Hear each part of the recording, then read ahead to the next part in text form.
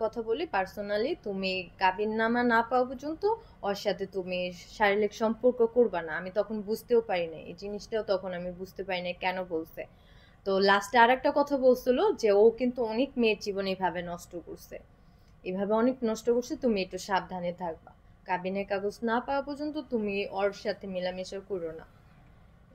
দেখি কাজী সাহেব হ্যাঁ, বলছেন। কাজী সাহেব নিজে বলছে আমাকে। কাজী সাহেবের নাম কি?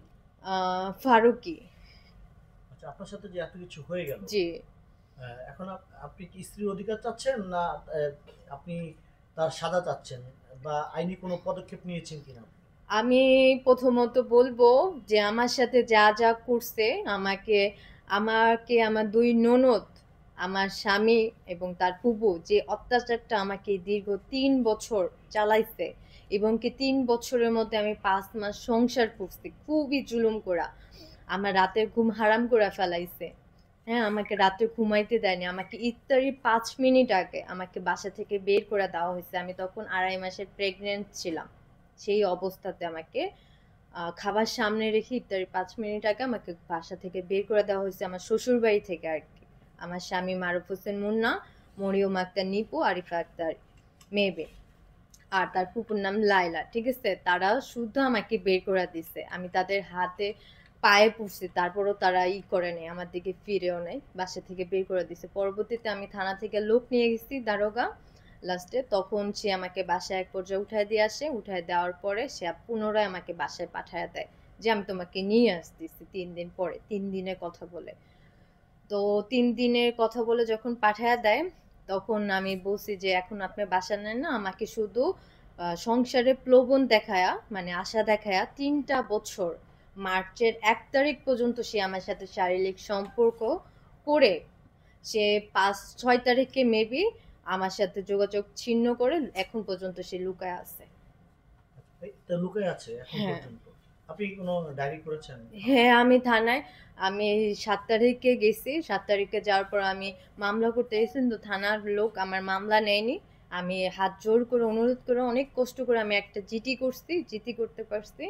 তো পরবর্তীতে আমি কোর্টে একটা মামলা করছি, নারী নির্যাতনের মামলা। যেহেতু আমাকে মায়েরা বের করে দিছে, ও এরপর এর আগে আমি তার বাসায় গেছিলাম যে আমাকে উঠান, আমাকে সংসার উঠান। আমার কাছ থেকে 5,000 টাকাও নিছে বাসা ভাড়া করার জন্য।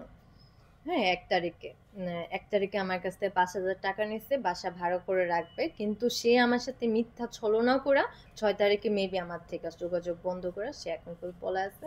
আমি কোর্টে মামলা দিছি, কোর্টে থেকে মামলা তদন্ত দিছে, কিন্তু তদন্ত দেওয়ার পরে তদন্তটা সঠিকভাবে হচ্ছে না।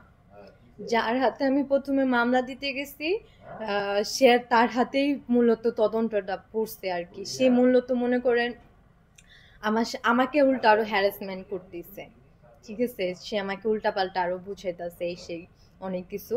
আমি তাকে একটা কথাই বলছি যে ভাই, আপনারও ফ্যামিলিতে মেয়ে নারী জাত আছে, অন্তত তাদের মুখের দিকে তাকে অন্তত আমাকে সুবিচার পাওয়া দেন। আমি সুবিচার পাইতে চাই, আমার অধিকার আমি ফেরত পাইতে চাই বিনা এটার নাম কারণে। কি যে আছে? মারুফ, এসার নাম হচ্ছে জ্যোতিময়। জ্যোতিময়। ঠিক আছে, জ্যোতিময় মনে করেন শুরুতেই আমার মামলা নেয় নাই উনি, যেটা সত্যি কথা। দ্বিতীয়ত তার হাতেই মামলার তদন্তটা এসে পড়ে। তো মনে করেন তো আর কি বলার আছে, এখানে তো আপনারা সমস্ত কিছু পরিষ্কারভাবে বুঝতেই পারতেছেন। আর তারা যেহেতু আমার হাজবেন্ড মারুফ হোসেন মুন্না, উনারা স্থানীয়, উনাদের আরো যারা প্রভাবশালী লোক আছে তাদেরকে হাতে রেখে আমাকে নানানভাবে হুমকি ধামকি দিতেছে, আমাকে পাইলে খুন করে ফেলবে, আমাকে এসিড ছুড়া দিবে, আমাকে 10 টুকরা করে দিবে, আমার ভাইকে মিথ্যা মামলা দিয়ে জড়ানো হবে। ঠিক আছে, পুরা দমে আমাকে এরকম রাস্তাঘাটে তাদের বিভিন্ন লোক যোগ দিয়ে আমাকে দেওয়াচ্ছে। এখন যদি আমার কিছু হয়ে যায়, মনে করবেন যে তারাই আমাকে মেরে ফেলছে, কারণ আমি আত্মহত্যা করার মেয়ে না। আমি অনেকবার আত্মহত্যা করতে গেছি, শুধু আপনাদের মতন যারা শুভাকাঙ্ক্ষী আছে তাদের কথা শক্তিতে আমি বেঁচে আছি এখন পর্যন্ত আমার অধিকার ফিরা পাওয়ার জন্য। আপনাকে প্রাণনাশের হুমকি কতদিন আগে দিছে? এই যে আর আপনি যে হ্যাঁ। আপনার বাসায় থাকতে পারেন না এখন, অন্য কোথাও হ্যাঁ। অন্য কারো আশ্রয় আছেন, হ্যাঁ, সেটা আমি কোথায়? আছি অন্য আমার এক আত্মীয়র বাসায় আছে, আমি বলতে চাইতেছি না তার নামটা। আমাকে প্রাণনাশক হুমকি দিতেছে, আমি যদি মামলা করি তা আমাকে মেরে ফেলবে। আমি তো অলরেডি মামলা করে দিছি। ওই থেকে মামলা যখন জানতে পারছে যে আমি মামলা করছি, তখন থেকে মনে করেন আমাকে যেখানে পাবে, যে অবস্থায় পাবে, আমাকে 10 টুকরা করে ফেলবে, আমাকে গুম করে ফেলবে, আমাকে এসিড ছুঁড়া মারবে তোর প্রয়োজনে, আমাকে শেষ করে দিবে। হুমকিটা কে দিয়েছিল আপনাকে? আমার স্বামীর ফ্যামিলি দ্বারা দেওয়া হচ্ছে আমাকে। ফ্যামিলি কারা? ফ্যামিলি আমার 2টা ননদ আছে, আমার স্বামী আছে, এরাই মূলত। আরো যাদের হাত মিলাইছে, যাদের সাথে প্রভাবশালী মানুষদের সাথে, তারা আর কি।